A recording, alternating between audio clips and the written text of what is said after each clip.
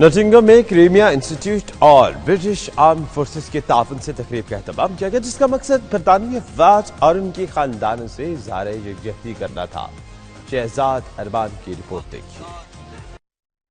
Nottingham waste برج Ford میں برطانوی افواج اور ان کی فیملی سے اظہار یکجہتی کے لیے ایک پروقار تقریب کا اہتمام ہوا۔ تقریب میں 32 پاکستانی کمپنیوں نے بھرپور تعاون اور سپورٹ کا اظہار کرتے ہوئے مفاہمتی یادداشتوں پر دستخط کیے۔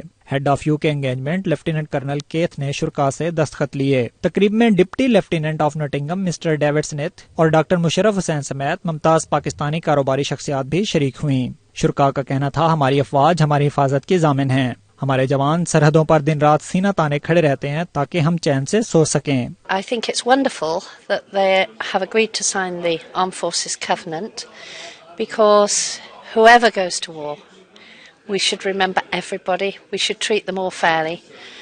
And as we know, the families also suffer when people go to war. They're left alone at home, wondering how their loved ones are. And so to acknowledge them as well, I think is a wonderful opportunity. شرکاء کا مزید کہنا تھا کہ ہماری دعائیں اور ہمارا تعاون ہر وقت مسلح افواج اور ان کے خاندانوں کے ساتھ ہے۔ شہزاد ارمان، نوٹنگم۔